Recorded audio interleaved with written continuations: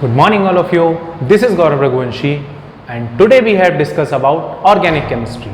आज हम लोग डिस्कस करेंगे ऑर्गेनिक केमिस्ट्री के बारे में। हम लोग बात करेंगे ऑर्गेनिक केमिस्ट्री क्या होती है। बिल्कुल बेसिक से हम लोग आज ऑर्गेनिक केमिस्ट्री के बारे में डिस्कस करेंगे क्योंकि आज का हमारा जो टॉपिक है वो है GOC, जर्नल ऑर्गेनिक केमिस्ट्री। तो सबसे पहले अगर मैं बात करता हूँ GOC की, तो GOC में अगर मैं देखता हूँ कि सबसे पहले हम किसी भी चीज़ को स्टार्ट कहाँ से करते हैं। सबसे पहले हम उसकी हिस्ट्री के बारे में जानते हैं कि क्या है, कहाँ से आई है, कैसे लाई गई, इसके बारे में हम क्या क्या जानते हैं या हम उसको किस वे में पढ़ेंगे। तो सबसे पहले अगर मैं जनरल ऑर्गेनिक केमिस्ट्री की बात करता हूँ तो उसका बहुत सिंपल सा वे है।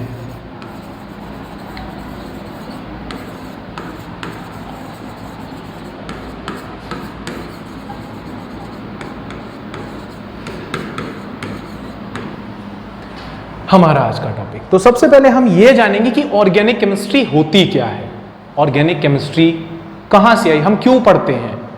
ऑर्गेनिक केमिस्ट्री के बारे में अगर कोई बात कही जाए तो सबसे पहले आ जाता है the father of organic chemistry, यानी कि वो इंसान जिन्होंने ऑर्गेनिक केमिस्ट्री को समझाया, जो ऑर्गेनिक केमिस्ट्री की एक पूरी ब्रांच लेकर आए जिसका नाम ऑर्गेनिक केमिस्ट्री दिया। तो अगर मैं बात करता हूं तो मैं लिखता हूं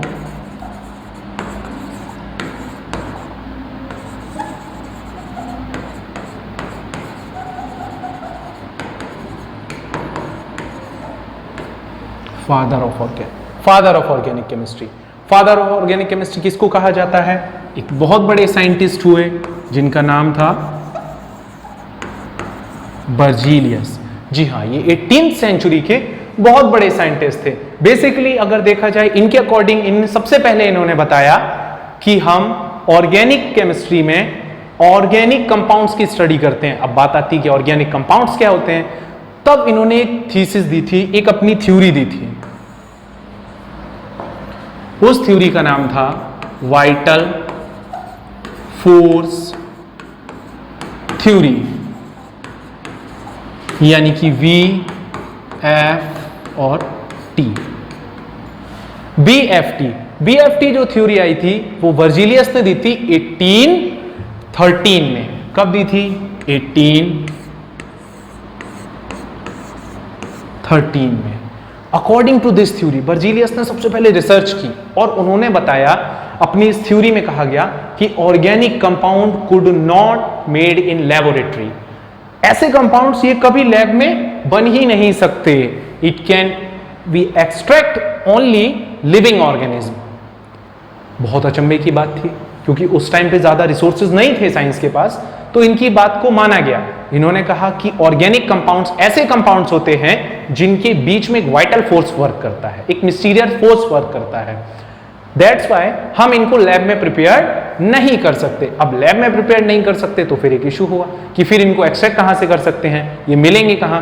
तब इन्होंने बताया कि ये कंपाउंड केवल और केवल लिविंग ऑर्गेनिज्म से ही हम एक्सट्रैक्ट कर सकते हैं, लाइक प्लांट, ह्यूमन, एनिमल्स, बहुत चीजें थी लिविंग ऑर्गेनिज्म से। यानी कि जो इनका स्टेटमेंट था वो कुछ ऐसा था कि organic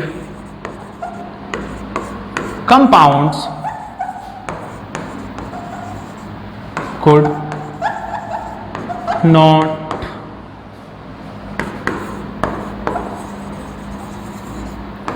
prepared in lab।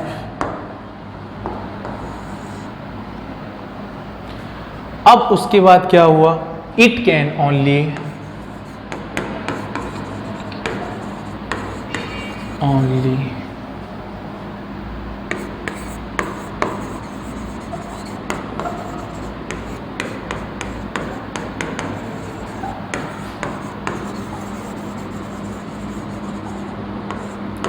Living organism.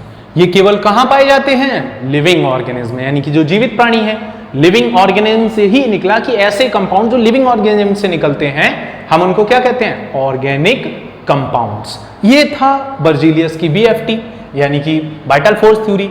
But उस टाइम कुछ लोगों ने माना, बट धीमे धीमे टाइम आगे गया और एक साइंटिस्ट हुए जिनको हम अच्छे से जानते हैं, उनका नाम था एफ हूलर। क्या नाम था?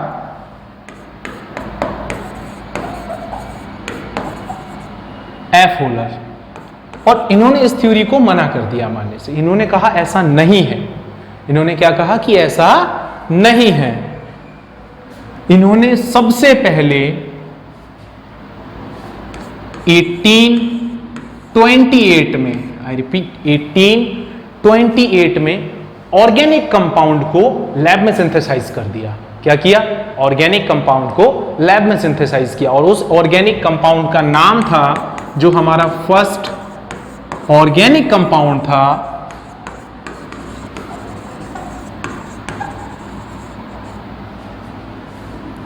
उसका नाम क्या था? यूरिया। क्या नाम था? यूरिया। और वो भी किससे? By using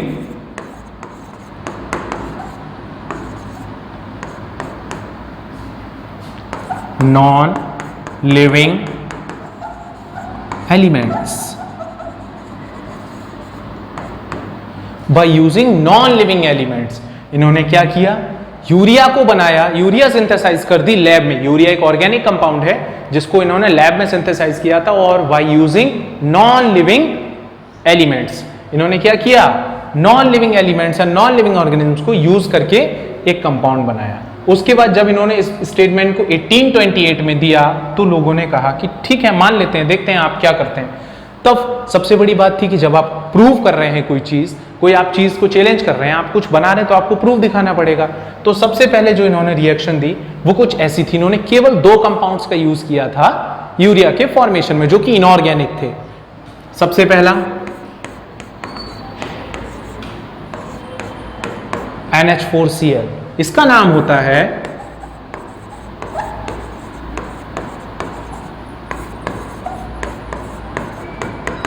ammonium chloride.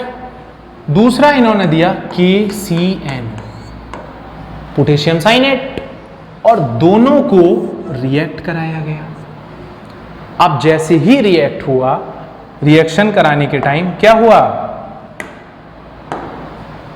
यहां बनता है NH4CNO प्लस KCl। क्या बना?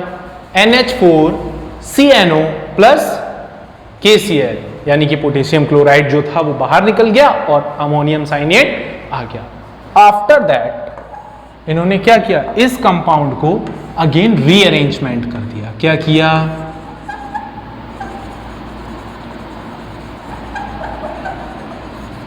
अगेन रीअरेंजमेंट करके एक नए कंपाउंड की फॉर्मेशन हुई, और वो क्या था? NH2CONH2। This is known as urea. क्या था? Urea. First organic compound synthesize in lab without using any organic element. ये नॉन लिविंग थिंग्स को यूज करके बनाया गया था। आफ्टर दैट सबसे पहला कंपाउंड ये आ गया। अच्छा, यहां से एक छोटा सा क्वेश्चन बनता है, कई बार नीट में पूछा गया है, मैंने PYQs में देखा है कि वहां पर पूछ लेते हैं कि यूरिया में नाइट्रोजन परसेंटेज कितनी होनी चाहिए। तो एग्जैक्ट जो नाइट्रोजन परसेंटेज है, नाइट्रोजन परसेंटेज यूरिया वो 46 to 47% होती है। यहां से क्वेश्चन कई बार बना हुआ है, हमारा नीट का क्वेश्चन है जो कई बार पूछ लेते हैं कि नाइट्रोजन परसेंटेज यूरिया में कितनी होती है। अब यूरिया फॉर्मेट बनाई किसने? होलर ने। कब बनाई? 1828 में। और 1828 में बनाने के बाद उन्होंने चैलेंज किया बर्जीलियस को कि देखिए सर, हमने यूरिया एक ऑर्गेनिक कंपाउंड है और हमने without using any organic substance, केवल नॉन लिविंग एलिमेंट से इसको लैब में प्रिपेयर कर दिया है। आफ्टर दैट क्या होता है? अब उसके बाद तुरंत एक नए साइंटिस्ट आए जिनका नाम था Kolbe. We all of you know, एक साइंटिस्ट आए जिनका नाम था कॉल्वे। इन 1845 और कॉल्वे ने एक organic compound, another organic compound जिसका नाम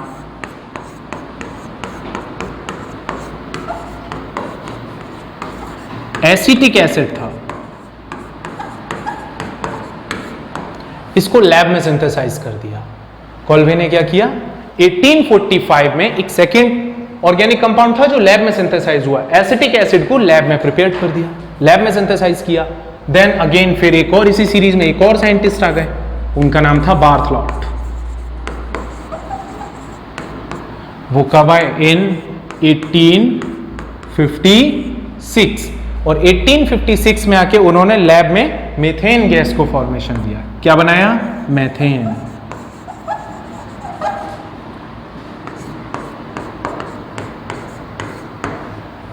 जब लगातार साइंटिस्ट आके इस चीज का दावा करने लगे कि हम ऑर्गेनिक कंपाउंड्स को लैब में भी प्रिपेयर्ड कर सकते हैं, उसके बाद बर्जीलियस ने एक स्टेटमेंट दिया और वो कंक्लूजन कहा जाता है।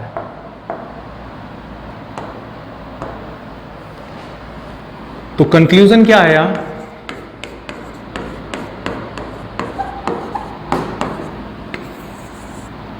जो बर्जीलियस का कंक्लूजन आया, बर्जीलियस ने बहुत सिंपल सी बात में फिर एक बात कही कि ऐसे ऑर्गेनिक कंपाउंड्स जो कार्बन और हाइड्रोजन से मिलकर बने होते हैं, हम उनको ऑर्गेनिक कंपाउंड्स कहते हैं, या हम उनको ऑर्गेनिक कंपाउंड की सीरीज में रखेंगे, ऑर्गेनिक कंपाउंड की फैमिली में रखेंगे।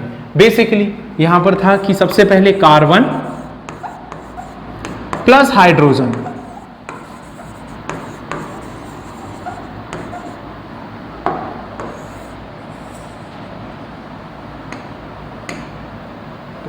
ब्लैक कर लेता हूं, इनसे जो कंपाउंड बनेंगे। अच्छा, बहुत पहले क्लासेस में पढ़ाया जाता है, छोटी क्लासेस में 9th और 10th में बताया जाता है कि कार्बन और हाइड्रोजन से बने जो कंपाउंड्स होते हैं, हम उनको हाइड्रोकार्बन के नाम से भी जानते हैं। किस नाम से जानते हैं? हाइड्रोकार्बन। ये हाइड्रोकार्बन्स भी होते हैं, और इन्हीं कंपाउंड्स को हम ऑर्गेनिक कंपाउंड्स में रखते हैं। यानी कि जो हमारी ऑर्गेनिक स्टडी है, ऑर्गेनिक कंपाउंड्स हैं, उनमें हम कार्बन और हाइड्रोजन से बने कंपाउंड्स को ही रख रहे हैं। अक्सर हाइड्रोजन से जो कंपाउंड्स बने थे, हम उनको हाइड्रोकार्बन्स के नाम से जानते हैं, और इन्हीं कंपाउंड्स को ऑर्गेनिक कंपाउंड्स की सीरीज में रखा गया है। यानी कंक्लूजन ने जो कहा वो ये कहा कि कार्बन और हाइड्रोजन से बने हुए सारे कंपाउंड्स अब ऑर्गेनिक कंपाउंड्स के नाम से भी जाने जाएंगे। बट यहां पर क्या हुआ? यहां सिर्फ कार्बन और हाइड्रोजन नहीं होता, यहां पर अदर एलिमेंट्स भी होते हैं।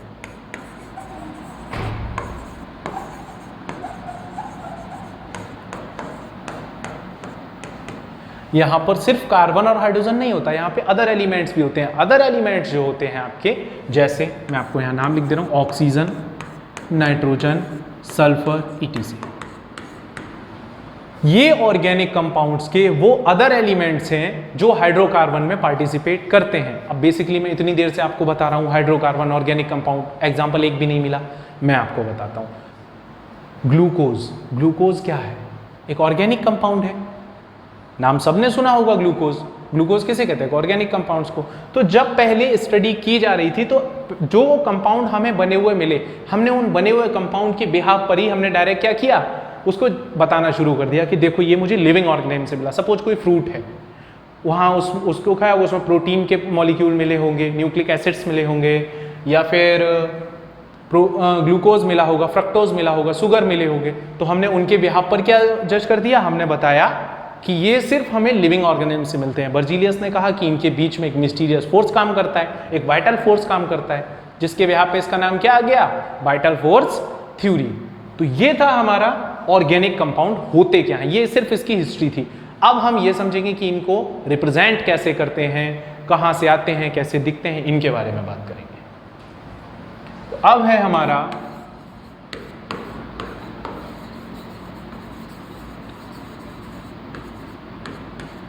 रिप्रेजेंटेशन ऑफ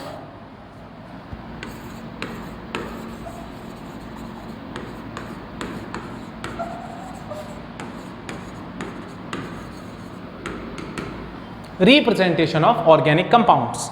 अब अगर मैं उसके बारे में बात करता हूं तो रिप्रेजेंटेशन जो करनी चाहिए है, उसके कई सारे हमारे फॉर्मूले हैं। जैसे कि आप किसी भी फॉर्मूले को रिप्रेजेंट करते हैं, किसी भी चीज़ को, तो केमिस्ट्री में हमें पता है कि हमारे रिप्रेजेंटेशन के अलग वे हैं, हम उनसे रिप्रेजेंट करते हैं। जैसे सबसे पहले अगर मैं बात करता हूं तो यहां पर आते हैं हम मॉलिक्यूलर फॉर्मूला। हम लिखते हैं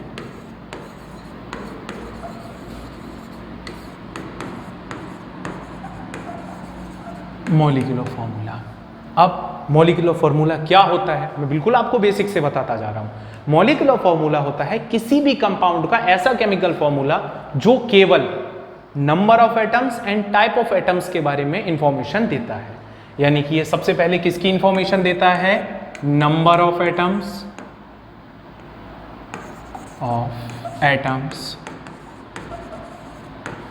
and the second one is type of atoms. अभी ऐसे अगर नहीं समझ आया तो आइए एग्जांपल देखते हैं। एग्जांपल में सपोज लिखा है C2H6। कई बच्चे इसका नाम जानते होंगे। बेसिकली इसका नाम है इथेन, ETHANE, इथेन है। लेकिन यहां पर हमें मॉलिक्यूलर फॉर्मूले में क्या पता चला? टाइप ऑफ एटम, यानी कि कितने टाइप के एटम है? 2, पहला कार्बन और दूसरा hydrogen. And number of atom, carbon कितने हैं? 2, हाइड्रोजन कितने हैं? 6। सेम ऐसे ही कोई अनदर होगा। ये हमारा एसिटिक एसिड आ गया।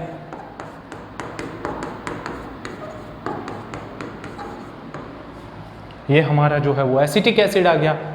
अब इसमें भी हमें क्या इंफॉर्मेशन मिल रही है? Number of atoms. हाइड्रोजन कितने दिख रहे हैं?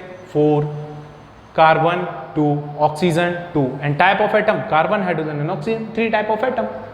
देन अगेन क्या हुआ? नेक्स्ट जो गए हम, उसमें हम आ गए कि कई जगह हमें स्ट्रक्चर्स दिए जाते हैं, यानी स्केलेटल फॉर्मूला। स्केलेटल फॉर्मूले का मतलब है किसी भी चीज को कंप्लीट ओपन करके, उसकी सारी बैलेंसीज को ओपन करके हमें शो करना होता है। जैसे मैं आपको लिखता हूं स्ट्रक्चर फॉर्मूला।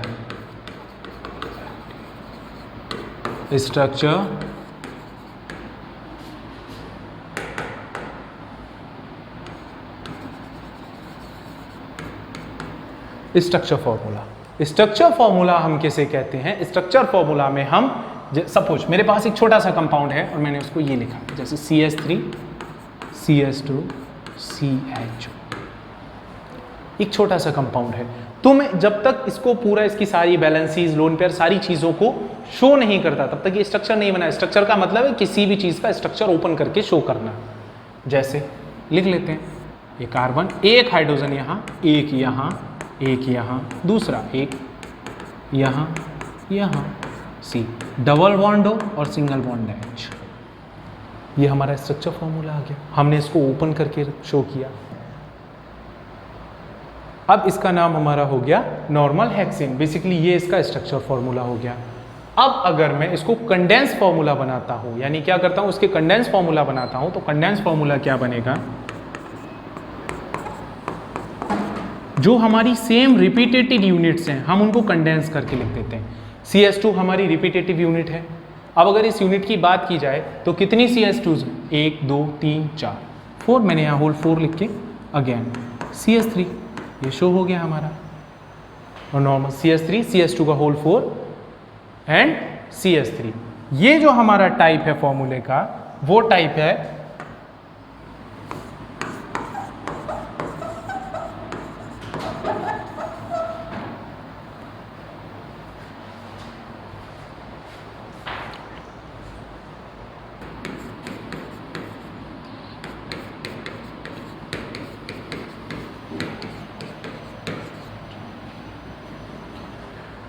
ये हमारे पास एक कार्बन चेन है नॉर्मल, इसका नाम है नॉर्मल हेक्सेन। अब अगर मैं इसका स्ट्रक्चर फॉर्मूला बनाऊंगा तो क्या बनेगा?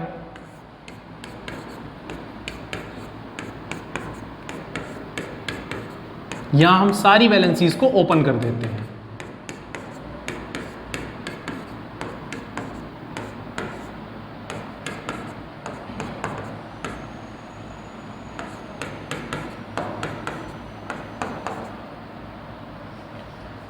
ये हमारा हेक्सेन का स्ट्रक्चर फॉर्मूला हो गया। अच्छा, अब स्ट्रक्चर फॉर्मूले में ही एक छोटा सा फॉर्मूला है जो को डिवाइड करके रखा गया है। उसको सिंप्लीफाई अगर बताया जाए, वो जॉइंट मॉलिक्यूल के लिए यूज होता है, जिसका नाम है कंडेंस्ड फॉर्मूला। कंडेंस्ड फॉर्मूले का मतलब क्या होता है? जो बड़े बड़ी लॉन्गेस्ट चेन्स होती हैं, काफी लंबी लंबी चेन्स हैं कार्बन की, या फिर कोई जॉइंट मॉलिक्यूल है, तो हम उसको कंडेंस फॉर्म में लिख देते हैं। सपोज अगर ये एक छोटा सा एग्जांपल मैं बताता हूं, ये हमारा नॉर्मल हेक्सेन है। अब इस नॉर्मल हेक्सेन को मैं और करके कंडेंस फॉर्म में कैसे लिख सकता हूं? वो ये है CH3। जो रिपीटेटिव यूनिट्स होती हैं, हम उसके बाहर नंबर ऑफ जो भी यूनिट्स हैं उसको हम शो करते हैं। बेसिकली आप मेरे साथ देख पा रहे हैं कि कितना है। CH3 के बाद CH2 एक रिपीटेटिव यूनिट है। कितनी है? 1 2 3 एंड 4। मैंने यहाँ 4 लिखा और अगेन CH3 लिख दिया। मैं इसको ऐसे भी लिख सकता हूँ, ये है हेक्सेन, क्योंकि आप देखेंगे 2 कार्बन यहाँ और 4 कार्बन इसके अंदर, यानी CH2 की 4 यूनिट्स हमारे पास हैं। तो टोटल कितने हुए? 6। नाम इसका फिर भी सेम ही रहेगा, नॉर्मल हेक्सेन। देन अगेन अब उसके बाद एक और फॉर्मूला आता है जिसका नाम है लुईस डॉट स्ट्रक्चर।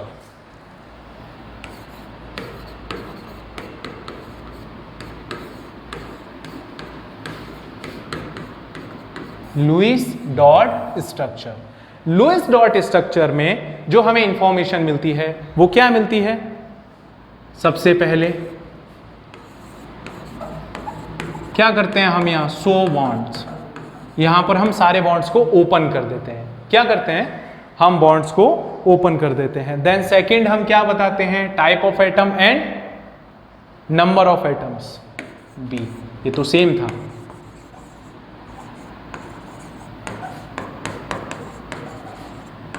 एंड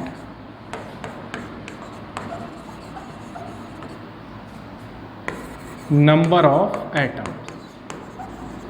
और तीसरी जो जरूरी चीज है, हम यहां पर केवल लुईस डॉट स्ट्रक्चर में शो करते हैं लोन पेयर्स को।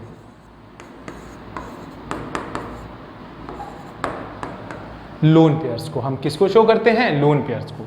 बेसिकली एक एग्जांपल से अगर समझाया जाए तो ये कुछ ऐसे होंगे, जैसे CH3 CH2 NH2। तो यहां पर जो नाइट्रोजन के पास 2 लोन पेयर हैं हम उसको शो करते हैं, सॉरी 1 लोन पेयर है हम उसको शो करते हैं। अगेन एक और,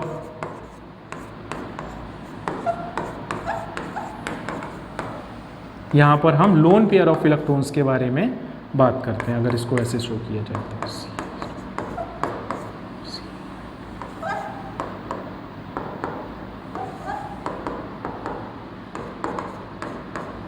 ये हमारे लुईस डॉट स्ट्रक्चर्स में आ जाते हैं। एंड द फोर्थ वन जो लेटेस्ट नोटेशन मॉडरेशन है उसको हम बोलते हैं BLN। BLN क्या होता है? Bond line notation.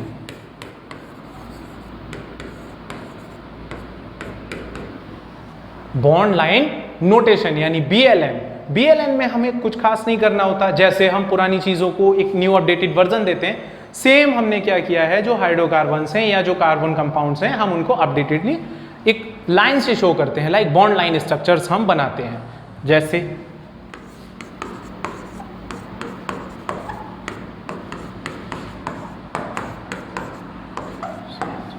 तो हम इसको बनाएंगे, ये हमारा बॉन्ड लाइन नोटेशन हो गया। यहां पर टर्मिनल एंड कॉर्नर पे हम एक कार्बन को कंसीडर करते हैं। सपोज अब यहां अगर बॉन्डिंग वाले आ गए तो कैसे हम लिखेंगे?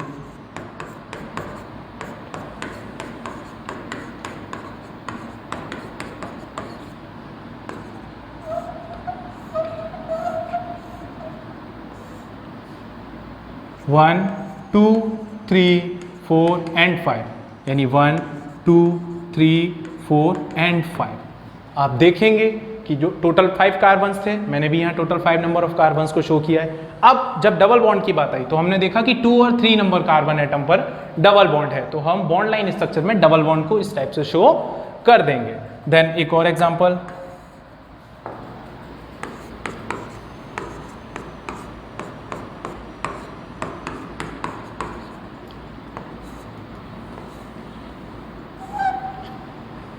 अब हमारे पास नंबर ऑफ कार्बन एटम कितने? 4, 1 2 3 एंड 4। तो मैंने लिखा 1 2 3 एंड 4। बट हम देख पा रहे हैं कि 2 और 3 के बीच में क्या है? ट्रिपल बॉन्ड, तो हम यहाँ पे ट्रिपल बॉन्ड को शो कर देंगे। This type of modern notation is known as bond line notations. अब हम बात करेंगे नेक्स्ट जो है वो type of bonds and carbon के सारे बॉन्ड्स के बारे में। अभी तक जो हमने पढ़ा वो था कार्बन की हिस्ट्री, यानी कि सबसे पहले हिस्ट्री ऑफ ऑर्गेनिक कंपाउंड, और उसके बाद जो हाइड्रोकार्बन्स आते हैं उनका रिप्रेजेंटेशन